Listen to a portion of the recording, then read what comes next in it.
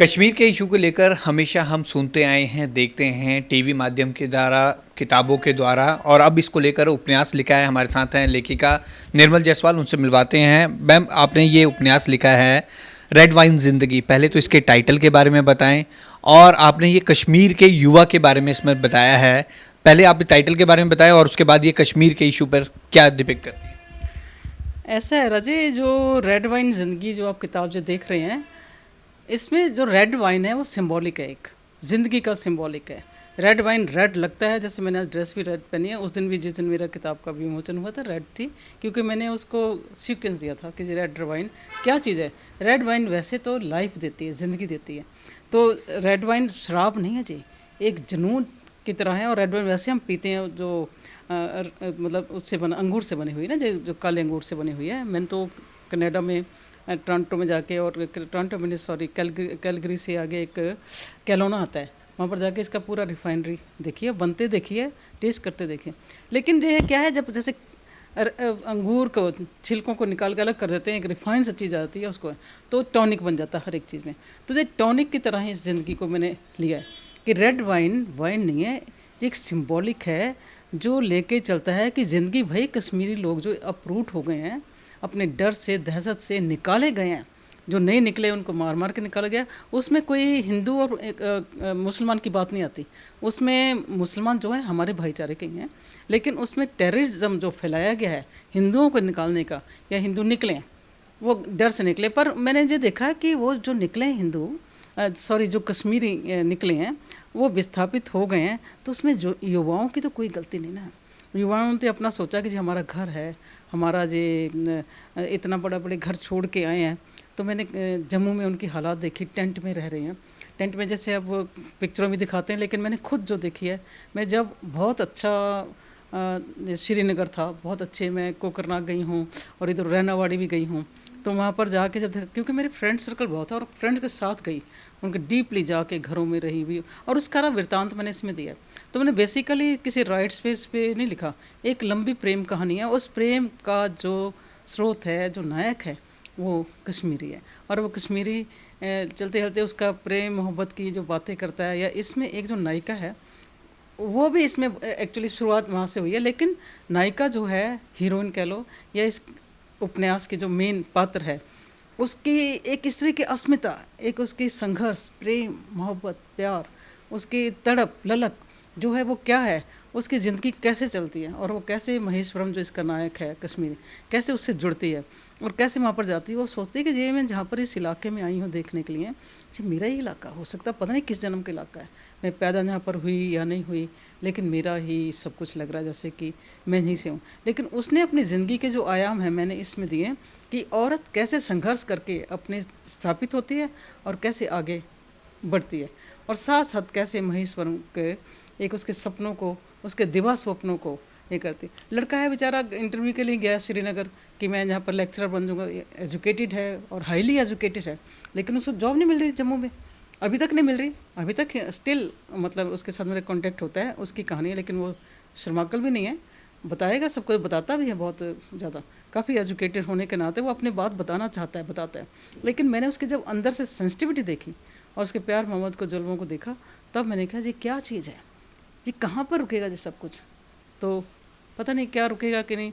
अभी भी 370 335 की बात मैंने थोड़ी सी बताई है कि, लेकिन है क्या, आम जनता को नहीं पता क्या है, लेकिन उसको देखने के लिए वो अपना गूगल देखेंगे या कहीं देखेंगे। तो मैंने इसे थोड़े से पेजेस रखे हैं कि इसमें आम जब उपन्यास पढ़ते पढ़ते उठना ना पड़े, कि पता लग जाए कि 370 क्या है, 35 क्या है। हम बड़ी बड़ी बातें करते हैं, लेकिन हम किसी के प्यार की जज्बों की बात बहुत कम करते हैं, और प्रेम की बात तो हम कहते हैं कि पता नहीं क्या प्रेम है।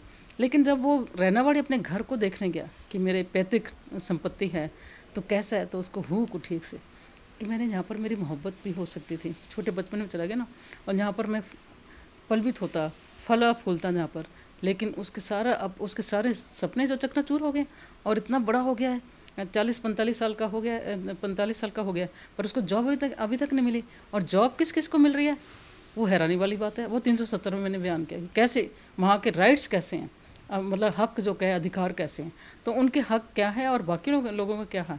ये मेरे को भी बड़ा कचोटा कि ये क्या है, 370 का तो चलो अच्छा, गवर्नमेंट ने अच्छा किया, हटा दिया, मैं तो बड़ा सुख का सांस लिया। लेकिन उसकी मोहब्बत आगे से आगे बढ़ती है। 2 पार्ट हैं इसमें। एक नगीना जो है औरत है, उसकी भी भाग दौड़ से, संघर्षशील से भाग रही दौड़ रही, लेकिन उसके जीवन में इतने उतार चढ़ाव आ रहे हैं, लेकिन वो भी मोहब्बत की मारी, कभी कभी कोई ठहराव तो हो। तो ठहराव लाने के लिए वो कहती है अब ज़िंदगी जो जश्न की ज़िंदगी है, जो मैंने जी ली, उसके बच्चे हैं, सब कुछ है, सब सेटलमेंट है, लेकिन किस किस ज़िंदगी के पड़ाव से वो गुजरी है, वो इस किताब में पढ़ने वाली बात है कि उसका प्रेम मैम हुआ। एक बात मैं कहना चाहूँगा इसमें, कश्मीर की आपने बात करी, वो युवा वापस अपने घरों में जाना चाहते हैं, जो जम्मू सेटल हो गए, दिल्ली चले गए, अन्य राज्यों में सेटल हो गए, क्या वो जाना चाहते हैं या उनमें डर है अभी कि वो जा नहीं पा रहे? नहीं नहीं नहीं, जाना चाहते हैं। उनको घर बार नहीं है, यहाँ पर रेंट दे के रह रहे हैं जम्मू में। मैं गई, ऐसा रोटन सा घर उसको मिला हुआ है, गवर्नमेंट की तरफ से मिला था, लेकिन 5,000 किराया दे रहा, 10,000 किराया दे रहा कोई। तो वो कहते हैं हम अपने वहाँ पर तो इतनी महलों में, चाहे जैसे भी घर हैं, लेकिन महलों जैसे घर हैं। आपको पता है कश्मीर में कैसे कैसे घर होते हैं, इतने खूबसूरत घर होते हैं। सर्दी का सामना वो करते हैं, गर्मी का सामना वो करते हैं, अपनी बेरोजगारी का वो सामना करते हैं, लेकिन क्या कुछ नहीं करते हैं। तो वो जाना चाहते हैं, लेकिन जाएं कैसे? दहशत अभी भी है, अभी दोबारा शुरू नहीं हो गया। अभी मैं देख रही थी कि वो मारना ढालना शुरू, ये मारना हिंदू मुस्लिम की जो बात ही नहीं मैं ले रही हूँ, है ना। तो पर ये है कि खास चुन चुन के जो मारे हैं कि ये हिंदू हैं या कुछ है, तो वो कौन है लोग हैं? ये टेररिज्म की कोई जात नहीं होती, कोई धर्म नहीं होता, कोई ईमान नहीं होता, वो तो टेररिज्म, उनको पता ही नहीं होता कि हम क्या कर रहे हैं। हमें तो कहा गया मार दो, मार दिया, उनको पता ही नहीं है। उनको ये भी नहीं पता कि हाँ भी इसमें क्या लिखा है और उसमें क्या लिखा है, कुछ भी नहीं पता।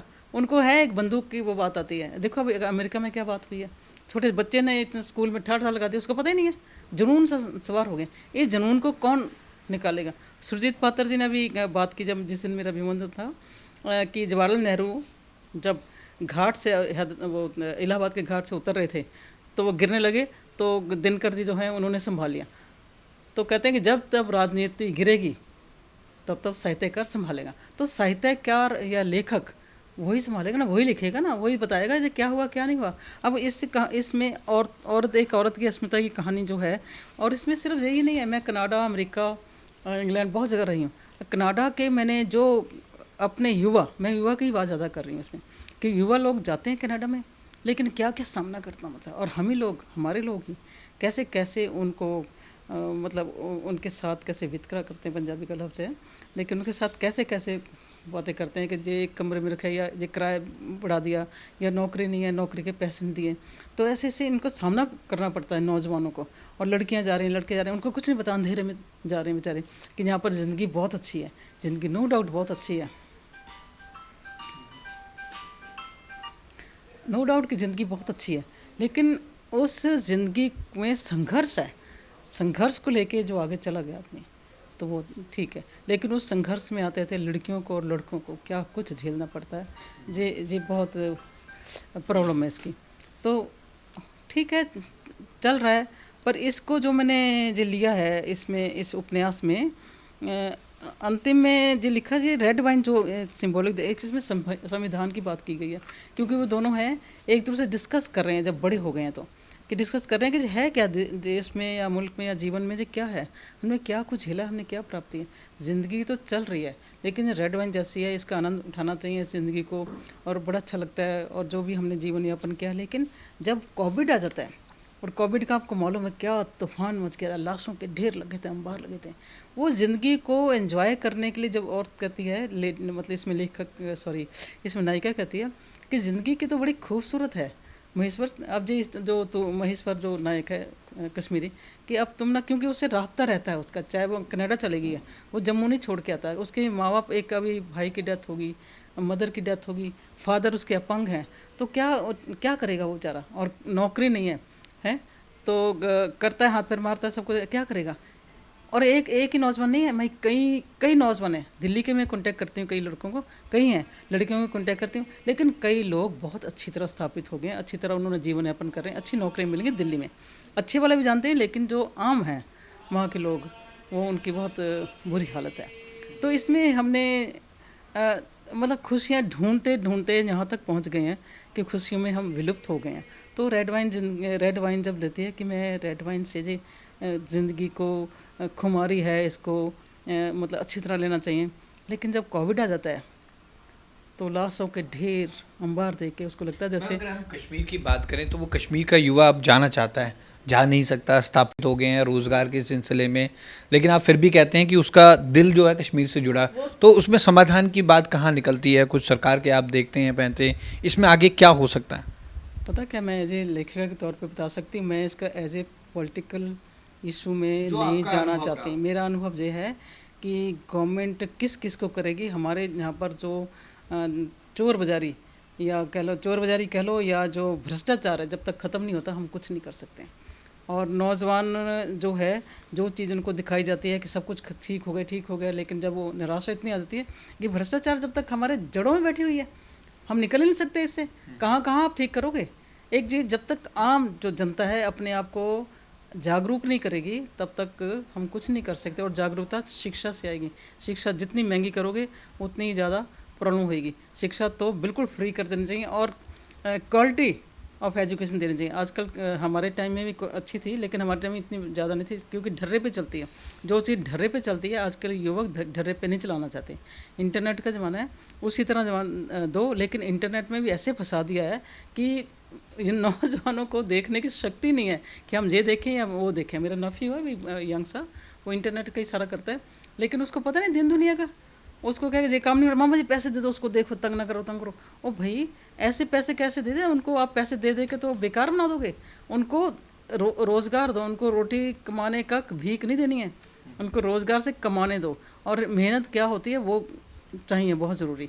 तो ये इसका कोई, जब तक भ्रष्टाचार नहीं होगा ख़त्म, जब तक एजुकेशन फ्री नहीं होगी, एजुकेशन में क्वालिटी नहीं आएगी, तब तक ये कुछ नहीं हो सकता। इसका जितना मर्जी कुछ कर लो आप, नहीं होगा कुछ भी। तो रेड वाइन ज़िंदगी एक उपन्यास डॉक्टर निर्मल जायसवाल ने लिखा है, लेखिका। इन्होंने बताया कि उनका अनुभव क्या था, कश्मीर के युवाओं पर ये केंद्रित है। आप भी पढ़ें और इसमें एक बात बताइए कि कश्मीर के युवा किस चीज़ को सफ़र कर रहे हैं और उनका दिल आज भी कश्मीर से जुड़ा है। हालांकि वो स्थापित हो गए हैं अलग अलग राज्यों में, अलग अलग शहरों में जाकर रोज़गार के सिलसिले में, अपने काम के सिलसिले में, लेकिन वो अपने घरों में जाना चाहते हैं। कैमरामैन अमित के साथ भगवत सिंह, पंजाब केसरी, जगबानी टीवी, चंडीगढ़।